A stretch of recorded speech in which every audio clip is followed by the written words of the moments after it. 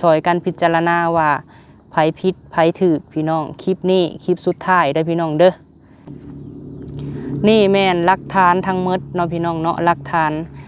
โฉนดที่ดินเดี๋ยวสิคิดว่าบ่าวพามีไปเอามาแล้วไปส่งเขาคืนหลักฐานพี่น้องเอ้ยหลักฐานทุกสิ่งทุกอย่างให้เขามาเบิ่งในคลิปนี้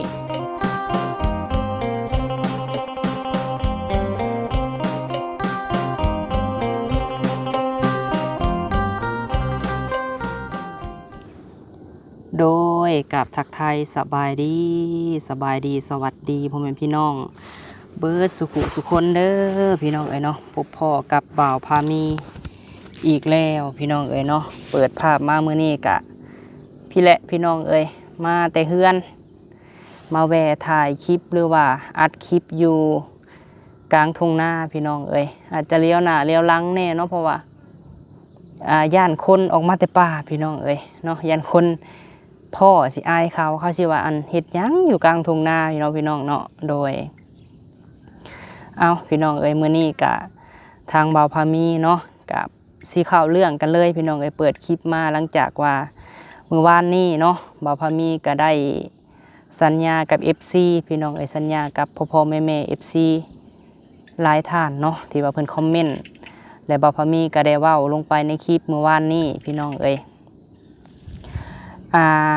เบิ่งคลิปนี้ให้จบเลยพี่น้องเด้อและจังคอมเมนต์เนาะเพราะว่าบ่าวพามีน่ะเฮ็ดหยังก็เฮ็ดแท้ทำจริงอยู่แล้วพี่น้องเอ้ยความจริงก็คือความจริงเนาะพี่น้องเนาะความจริงเป็นสิ่งที่บริสุทธิ์ใจพี่น้องเอ้ยเป็นสิ่งที่ว่าสวยงามเนาะซื้อกินบ่หมดพี่น้องเอ้ยคดกินบ่นานเนาะคำของแม่แก้วพี่เพชรดีกุลพี่น้องเอ้ยเพิ่นเคยบอกพี่น้องเอ้ยตอนที่เพิ่น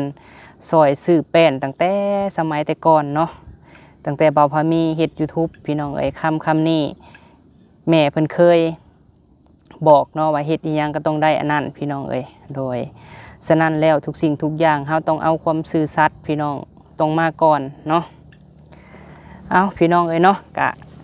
เปิดภาพมากะเข้าเรื่องกันเลยเด้อพี่น้องเอ้ยเรื่องก็คือบ่าวพามีลงคลิปมื้อก่อนหั่นแหละเนาะเมื่อวานนี้ซึ่งว่ามีแม่ซะเนาะพี่น้องเนาะแม่อยู่ทาง USA พี่น้องเอ้ยหรือว่าอยู่ทางต่างประเทศนั่นแหละเพิ่นได้โทรด่าบ่าวพามีเนาะผ่านทางยายแก้วพี่น้องเอ้ยได้โทรด่าโทรมาเว้าใส่บ่าวพามีให้เสียให้หายนั่นแหละพี่น้องเอ้ยเรื่องราวก็คือเพิ่นกล่าวหาบ่าวพามีพี่น้องเอ้ยว่าบ่าวพามีหั่นขายที่ดินเนาะ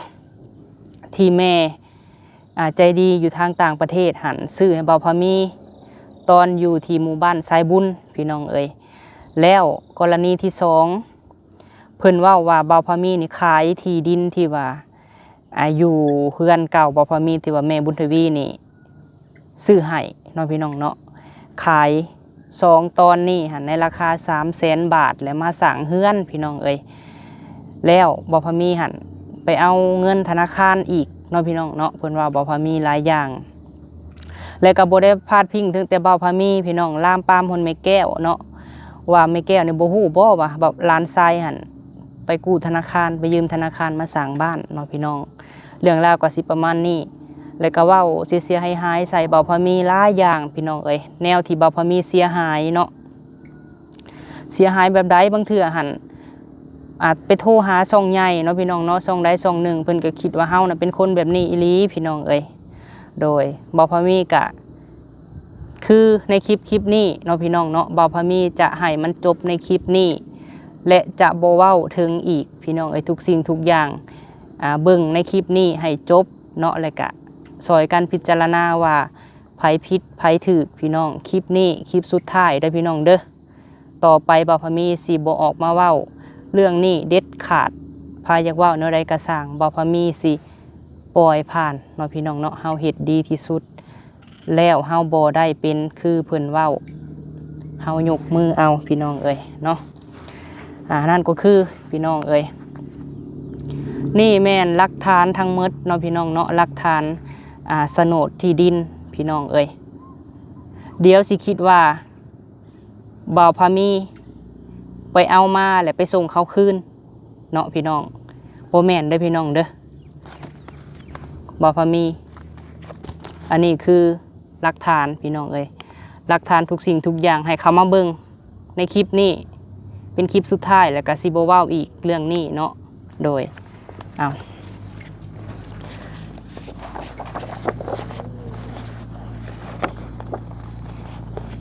เนาะนี่คือหลักฐานพี่น้องเอ้ยทุกอย่างแมนอยู่นี่เบิดเนาะให้เบิ่งเด้อนี่เนาะนี่ทุกสิ่งทุกอย่างอยู่นี่พี่น้องนี่เนาะเดี๋ยวสิว่าก๊อปอีกเนาะคันก๊อปนี่คือสิบ่มีจำกาแดงของในบ้านดงนาคำพี่น้องเอ้ยเนาะนี่ออกใบตาดินพี่น้องเอ้ยโดยทั้งหมดทั้งมวลหลักฐานก็คือถ้าว่าเอาอันเอกสารหรือว่าใบตาดินไปจำเนาะพี่น้องก็คือสิบ่เห็นมาจับในมือแบบนี้พี่น้องเอ้ยอันนี้คือใบตาดินขอบทองเนาะเพิ่นเอิ้นเนาะหรือว่าเจ้าสิบ่เชื่ออีกบ่เนาะนี่ให้เบิ่งแล้วพี่น้องเอ้ยเบาพามีหั่นอันนี้ก็แม่นเนาะพี่น้องเนาะเอกสารฉบับหนึ่งพร้อมจำโป้เนาะจำโป้เดี๋ยวให้เบิ่งก่อนอันนี้หั่นเป็นที่ดินของบ้านสายบุญเด้อพี่น้องเด้อเนาะใบตาดินขอบทองของบ้านสายบุญแถวบ้านเท่าทงนั่นแหละพี่น้องบ้านเอื้อหล่าข้างดินของแม่เอื้อหล่าใบตาดินตัวนี้เนาะพี่น้องเนาะนี่เท่าพามีสัญราชพี่น้องบวกนางลาตีสัญราชเนาะนี่ใบตาดินโดยใบตาดินข้างเฮือนเอื้อหล่าพี่น้องไอ้ตัวนี้เนาะอันนี้แม่นใบยังยืนการซื้อขายได้พี่น้องเด้อเนาะใบยังยืนการซื้อขายอันนี้แม่นเป็นเงินของแม่บุญทวีซื้อให้เนาะแม่บุญทวีจากออสเตรเลียผ่านทางสาวบุญบ้านนาพี่น้องเอ้ยเมื่อที่หลายปีก่อนที่แบบเพิ่นเข้ามาซอยเฮาแรกๆเนาะมีจำโป้พี่น้องดินของลุงเรียบเนาะอันนี้แม่นโป้ของแม่เฒ่าจันทรสัญราชคือแม่ตู่บ่พามีตอนเฮายังน้อยเนาะนี่แหละเนาะมีสื่อแม่เฒ่าจันทรสัญราชมีสื่อเฒ่าพามีสัญราชแล้วก็นางลาตีสัญราชพี่น้องแล้วก็ฝ่ายขายแม่นเฒ่าเรียบเนาะแล้วก็เฒ่าเพชรพี่น้องเอ้ยแล้วก็เฒ่าอีหยังอันนี้พิมพ์เนาะในบ้านดงนาคำจำคือกันเนาะอันนี้เป็นใบซื้อขายพี่น้องเพราะว่าที่บ่พามีอยู่หรือว่าบ่น้องลาตีอยู่ปัจจุบันนี้หั่นเพิ่นได้แบ่งออกจากดินเพิ่นแหละมันยังบ่มีใบตาดินเนาะพี่น้องถ้าไว้ได้ใบตาดินก็คือแล่นเอาเองตอนเฮาซื้อก็มีแต่ใบเซ็นสัญญาซื้อขายจำกาในบ้านเนาะนี่ให้เบิ่งเนาะถ้าว่าก๊อปมานี่ก็คือสิบ่มีพี่น้องกานี่เนาะให้เบิ่งกาเด้อพี่น้องเด้อนี่เนาะผู้ที่มักเว้าสิบ่พามีหั่นแหละผู้ที่มักเว้าแต่ว่าผู้ที่บ่เว้าก็บ่เป็นหยังพี่น้องเอ้ยโดยในราคานี่16ล้านพี่น้องเนาะนี่16ล้านกีบเนาะสาบุญบรรณาเพิ่นซื้อเป็นผู้ซื้อให้โดยนี่เนาะทั้งหมดทั้งมวลก็คืออยู่ในนี่แหละพี่น้องเอ้ยนี่เอกสารเนาะการซื้อขายที่พี่น้องเอ้ยแต่ว่าตัวของหมู่บ้านสายบุญนี่บ่พอมีบ่ได้เอามาตัวเอกสารขายให้พี่น้องเดี๋ยวเบิ่งก่อน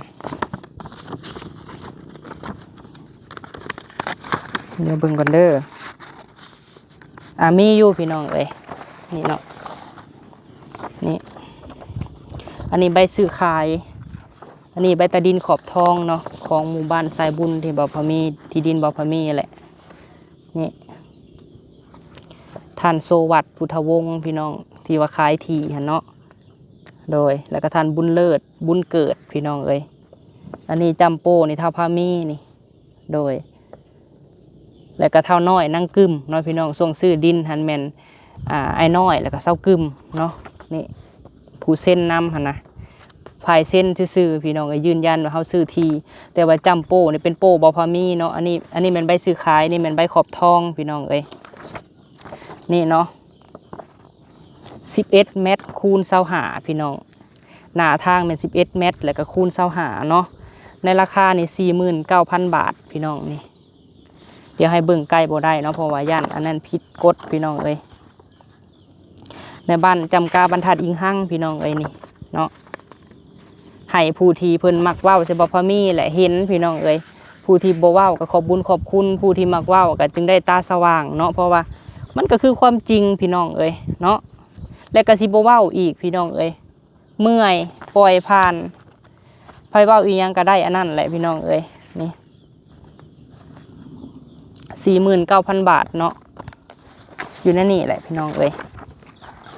กะสิประมาณนี้เนาะสิบ่เว้าอีกเพราะว่าเว้าหลายเทื่อแหละพี่น้องเอ้ยบ่จบบ่สิ้นจักเทื่อมีแต่มาหาอยู่เฮือนโลดคันมีหยังก็เนาะบ้านดินจัดสรรตามใจเนาะมาหาโลดหรือว่าบ้านดงนาคำนี่ก็มาโลดเนาะ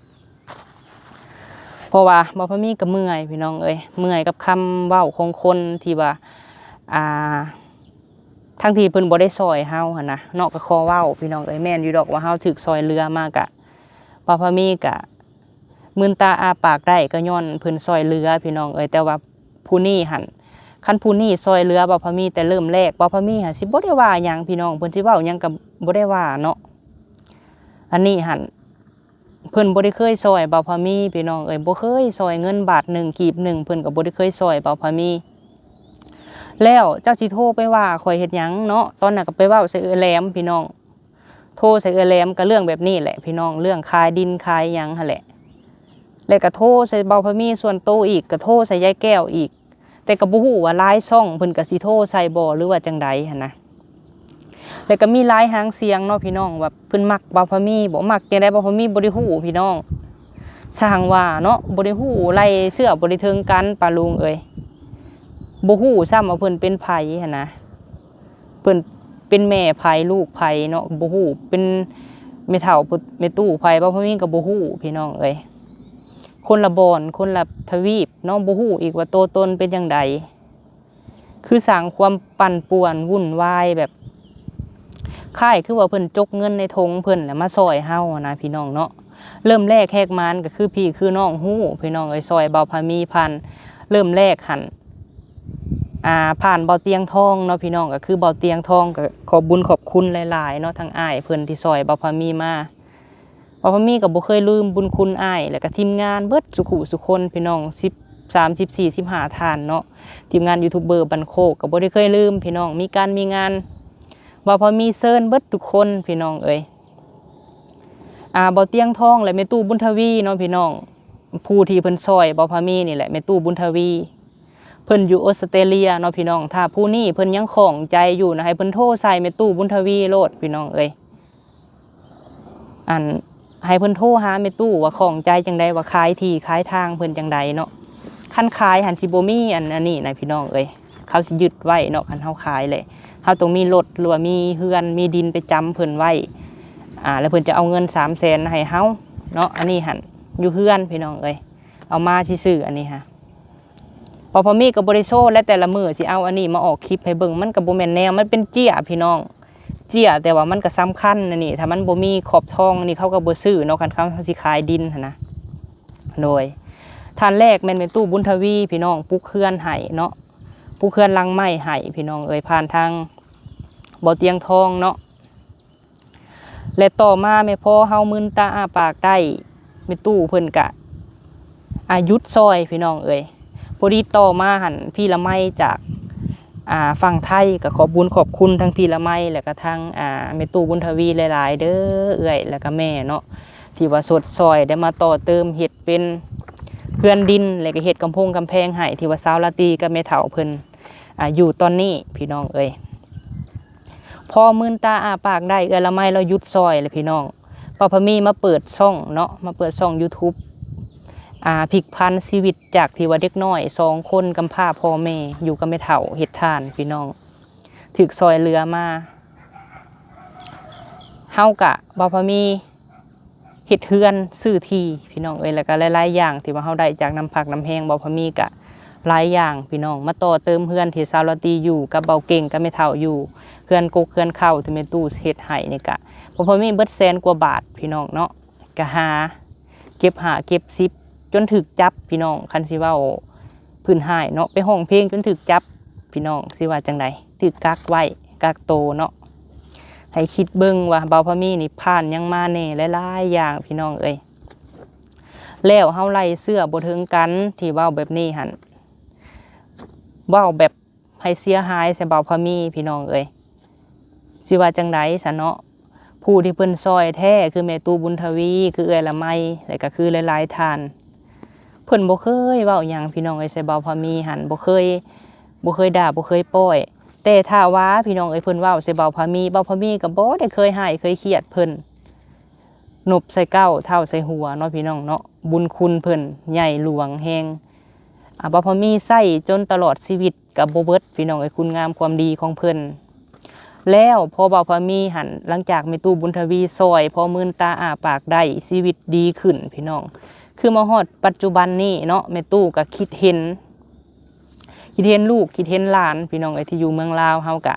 ยังซอยพี่น้องเอ้ยเพราะหยังเพราะว่าเพิ่นก็เบิ่งได้พี่น้องเอ้ยคือผู้ใหญ่เพิ่นบ่แม่นว่าท่านซอยแล้วเพิ่นสิซอยโลดเนาะอยากให้ผู้ที่เพิ่นเว้าใส่เบาพะมีนี่ผู้เดียวเพิ่นนี่แหละพี่น้องเอ้ยเนาะหลายท่านคือแม่เอ้ยอ้ายที่อยู่อเมริกาหรือว่าอยู่ต่างประเทศหรือว่าอยู่ไสก็แล้วแต่ที่เพิ่นฮักแพงเบาพะมีหั่นเพิ่นก็ดีใจพี่น้องเอ้ยเนาะ1,000 ท่าน 2,000 ท่านอาจจะมีผู้เดียวนี่แหละพี่น้องเอ้ยผู้ที่นำกัดนำตอดเบาพะมีหั่นแต่เบาพะมีเนาะก็สาธุพี่น้องเอ้ยก็สินบมือเนาะก็ขอให้เพิ่นอยู่ดีมีแฮงเด้อจังใดก็แต่นี้ต่อไปเบาพะมีก็สิบ่เว้าถึงอีกเนาะสิปล่อยผ่านพี่น้องเอ้ยสิจบในคลิปนี้แหละสิบ่เว้าถึงสิสร้างแต่คุณงามความดีเนาะพี่น้องเนาะให้ผู้ใหญ่ฮักผู้ใหญ่แพงแล้วก็ปล่อยผ่านพี่น้องเอ้ยเบาพะมีสิบ่เว้าเรื่องนี้อีกเนาะเพราะว่าให้เพิ่นเว้าซะพี่น้องเอ้ยเพราะว่าบ่มีก็ออกคลิปหลายแล้วมันสิเป็นการที่ว่ามันดราม่าหลายมันก็สิบ่งามต่อช่องเฮาเนาะเอาให้เพิ่นเว้าพี่น้องเอ้ยคันเพิ่นบ่เมื่อยเนาะจังได๋เขาก็ฮู้เบิดโลกแล้วแหละว่าเบาพะมีหั่นบ่ได้เป็นคนแนวนั้นอยากสืบจากเท้าไผก็แล้วแต่พี่น้องเอ้ยถ้าว่าผู้ใดสอนทุกเจ้าฟังหรือว่าผู้ใดสร้างเรื่องก็อาจจะเป็นคือกันหั่นแหละเนาะเพราะว่าคันอยากฮู้หยังให้ถามเจ้าของถามเบาพะมีนี่แหละพี่น้องอย่าไปถามคนอื่นก็อย่าเนาะต้องให้ถามเบาพะมีเองเฮ็ดหยังก็ต้องถามเบาพะมีบางเทื่อถามคนอื่นเขาอาจจะสร้างเรื่องหรือว่าปั้นเรื่องเอาพี่น้องไอ้สร้างเรื่องเอาเนาะที่ออกมาเว้าก็แม่นอยู่เบาพะมีเป็นกำพร้ากำพร้อยพี่น้องเอ้ยก็มีเกียรติมีศักดิ์ศรีคือกันเนาะเฮาก็ถ้าเฮาบ่มีพ่อบ่มีแม่เฮาก็ได้สิเกิดมาได้พี่น้องเอ้ยเฮาก็มีเกียรติศักดิ์ศรีถึงว่าสิบ่มีแม่บ่มีพ่อเบาพะมีก็ยังมีแม่เฒ่าเนาะคือเรื่องนี้หันเบาพะมีบ่ได้บอกแม่เฒ่าได้พี่น้องว่าคนใส่ร้ายเฮาจังซั่นจังซี่ว่าเฮ็ดให้เฮาเสียหายนี่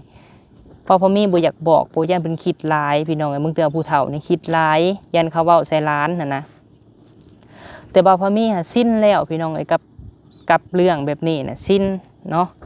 มีแต่สิพยายามไปทำบุญพี่น้องเอ้ยให้มีแต่สิ่งดีๆเข้ามาในชีวิตเนาะอยากให้มีแต่ผู้ฮักผู้แพงอยากให้มีแต่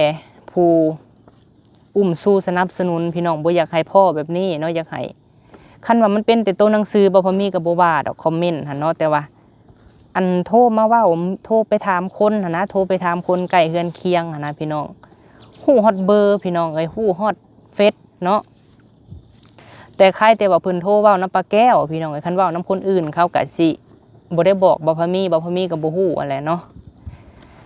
เอาจังไดก็ย่าเด้อพี่น้องเด้อเนาะอยู่ในนี่แหละเนาะเอกสารอีหยังก็มีครบเซฟอยู่นี่ก็สิเสื้อบ่เสื้อทานผู้ที่เพิ่นเว้าสิบ่พามีนี่คันเจ้าบ่เสื้อก็สุดแล้วแต่เจ้าเนาะคันเจ้าเสื้อก็เสื้อเนาะถ้าว่าขายก็คือสิบ่ไปปลูกข่าปลูกขิงดอกพี่น้องเอ้ยคือสิบ่สร้างสาพัฒนาดอกเนาะแล้วก็มีอีกพี่น้องเอ้ยมื้อวานนี้เอาคลิปลงหันเพิ่นว่าบ่พามีน่ะบาปน้องทงพี่น้องเอ้ย ที่ว่ามีผู้ใหญ่ผู้นี้หันมากัดมาตอดบ่แล้วบ่เลิกเนาะบ่พอมีบาปน้องทงตอนนี้หันน้องทงชีวิตดีขึ้นเผาทานพี่น้องเอ้ยก็ได้เงินได้ก็ย่าพี่น้องเอ้ยกันแล้วแต่น้องเพิ่นเนาะก็แล้วแต่ลาวหั่นนะก็ดีใจที่ว่าเพิ่นมีครอบมีครัวพี่น้องเอ้ยบาปบ่บาปเฮาก็บ่ได้สั่งเรื่องสั่งอีหยังใส่เขาดอกพี่น้องอยู่ไผอยู่มันกินข้าวคนละหม้อเนาะสิไปบาปเฮ็ดหยังคิดจังได๋จังว่าข่อยบาปค่ะบ่แม่นข่อยคือว่าผ่านมาข่อยก็เคยช่วยเหลือเขาอยู่อาจสิมีผู้หนึ่งดอกพี่น้องเอ้ยอีหยังโซติกาธนารัตน์นี่บ่เนาะชื่อช่องเพิ่นหันก็เห็นอยู่มี FC หลายท่านอยู่เพิ่นไปตอบคอมเมนต์ในบ่าวพามีพี่น้องเอ้ยว่าบ่าวพามีหันบาปน้องทงกับน้องสาพี่น้องเอ้ยที่มีคนมาแซะแบบนี้หันเนาะเอาพี่น้องเอ้ยเดี๋ยวจังว่ากันเฮาห้ามนิสัยคนบ่ได้ดอกพี่น้องเอ้ยคนเบิดโลกเนาะสิบังคับให้เพิ่นมาหักเฮาผู้เดียวก็บ่ได้คือแม่ FC ว่าหั่นแหละก็ขอบบุญขอบคุณเนาะผู้ที่หักผู้ที่แพงผู้ที่หวังดีและก็ผู้ที่เคยซัพพอร์ตพี่น้องเอ้ยผู้ที่ซอยเรือบ่าวพามีผ่านมาก็สาธุพี่น้องเอ้ยขอให้เพิ่นอยู่ดีมีแฮงเด้อเนาะโชคมานร่ำรวยขอให้เป็นห่มโพห่มไส้ให้ลูกให้หลานตลอดปีตลอดไปเนาะเฮ็ดธุรกิจการงานก็ขอให้เจ้าร่ำเจ้ารวยเบิดสุขุสุคนผู้ที่เคยซอยเรือบ่าวพามีพี่น้องเอ้ยและผู้ที่เพิ่นเว้าสิเสียหายเนาะพี่น้องเนาะใส่บ่าวพามีก็ขอให้บุญค้ำนำสู่เจ้าเด้อเนาะขอให้เจ้าพบพ่อแต่สิ่งดีๆขอให้เป็นห่มโพห่มไส้ให้ลูกให้หลานเนาะตลอดปีตลอดไปขอให้มีแต่คนหักคนแพงเจ้าคือกันขอบุญขอบคุณหลายๆผู้ที่ให้กำลังใจผู้ที่และกับผู้ที่บ่ให้กำลังใจก็ขอบุญขอบคุณคือกันพี่น้องเอ้ยเนาะบ่าวพามีก็อดทนพยายามสู้พี่น้องเอ้ยเพิ่นซอยเรือเข้ามาแล้วบ่าวพามีบ่อยากกลับไปเป็นคือเก่าพี่น้องเอ้ยอยากเฮ็ดให้มันดีที่สุดเนาะอยากให้พ่อแม่พี่น้อง FC นี่หักแพงบ่อยากให้เพิ่นน่ะสั่งพี่น้องเอ้ยเฮ็ดหยังก็ได้ขอแต่ว่าสร้างแต่คุณงามความดีพี่น้องคืออันใดที่บ่าวพามีว่าบ่เฮ็ดอันใดบ่าวพามีว่าย่าก็คือบ่ไปพี่น้องเนาะคือผ่านมาแหละอันใดที่บ่าวพามีย่าบ่ซอยก็คือบ่เข้าไปถ่ายหั่นนะเพราะหยังคันเฮาเว้าว่าเฮาบ่ซอยแล้วเฮากลับไปอีกแหละเพิ่นจะมองเฮาว่าเป็นคนที่ว่าลืมผิดคำสัญญาพี่น้องเอ้ยเนาะฉะนั้นทุกสิ่งทุกอย่างที่ว่าเฮ็ดไปก็เพื่อที่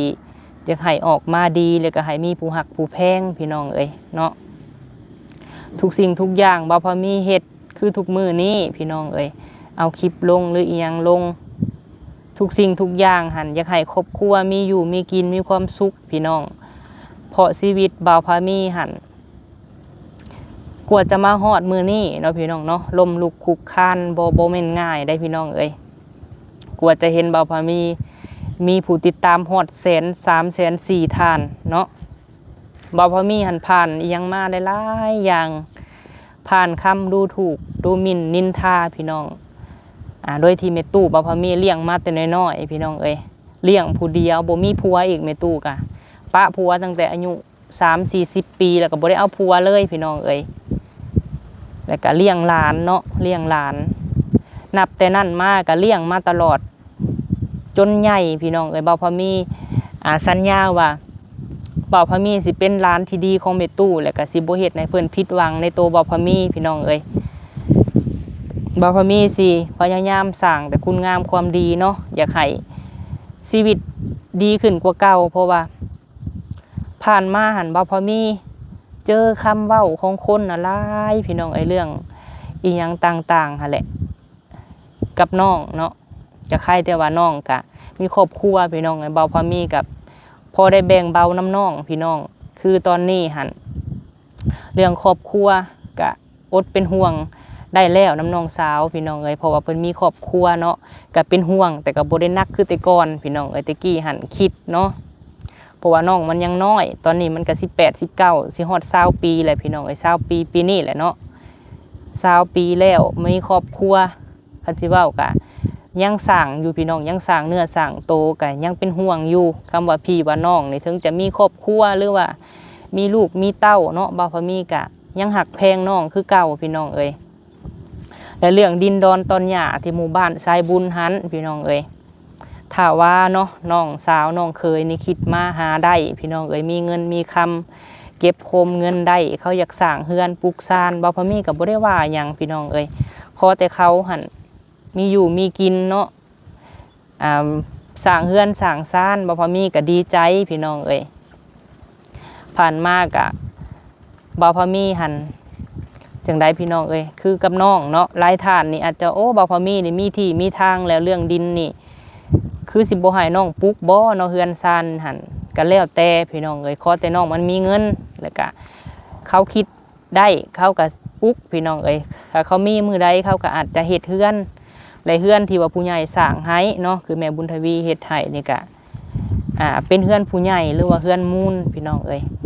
ห้ามว่าให้บ่พอมีขายบ่จังไดบ่พอมีก็บ่ขายพี่น้องเอ้ยเป็นเฮือนของแม่บุญทวีเฮ็ดให้แล้วก็เอื้อละไมเนาะเบิดหลายพี่น้องเอ้ยตอนนี้หั่นหลังจากก็เพิ่นซื้อให้เรียบร้อยแล้วบ่พอมีก็ซื้อต่อออกอีกแป้งอีกพี่น้องเอ้ยเบิดหลายเติบอยู่เอาไว้เนาะดินพี่น้องเอ้ยปะไว้จนสิ้นชีวิตมันก็บ่ได้เน่าพี่น้องเอ้ยบ่คือกบคือเขียดเนาะดินนี่เฮาหาบ่ได้ได้พี่น้องเอ้ยเฮาปลูกบ่ได้คันปลูกได้คือต้นไม้เฮายังว่ามันตายแล้วเฮาจะปลูกใหม่อีกดินก็คือหายากพี่น้องเอ้ยคันบ่มีเงินก็คือบ่ได้พี่น้องเอ้ยคู่มือนี่แฮงหายากซะนั่นแล้วบ่พอมีหั่นสิปล่อยผ่านเนาะทุกสิ่งทุกอย่างโดยกาสิประมาณนี้พี่น้องเอ้ยสำหรับคลิปนี้เนาะก็บ่มีหยังหลายเด้อพี่น้องเอ้ยขอบบุญขอบคุณทุกกำลังแรงใจสำหรับคลิปนี้ก็ฝากเบิ่งคลิปให้จบเด้อพี่น้องและจังคอมเมนต์เนาะขอบบุญขอบคุณฝากติดตามจังใดก็เบิ่งคลิปบ่าวพามีแต่ต้นจนจบเนาะแล้วก็บ่ขามโฆษณาพี่น้องเอ้ยเว้าผิดพลาดประการใดก็ต้องขอโทษขออภัยเด้อเนาะสำหรับแม่ที่เคยโทรมาด่ามาป้อยเนาะมาเว้าเสียหายใส่บ่าวพามีก็ขอให้บุญคำนำสู่เจ้าเด้อแม่เอ้ยขอให้เจ้ามีสุขภาพแข็งแรงเนาะขอให้มีแต่ผู้หักผู้แพงแม่โดยกระซาถูกพี่น้องเอ้ยโดยป้าจังได้คลิปนี้พี่น้องเอ้ยสิได้ขอจบคลิปก่อนเนาะนี่แหละพี่น้องเอ้ยมาให้เบิ่งแล้วเดี๋ยวสิว่าบ่เฮ็ดตามสัญญาเนาะโดยไปสำหรับคลิปนี้ไปแล้วพี่น้องเอ้ยสบายดีเด้อพี่น้องเด้อ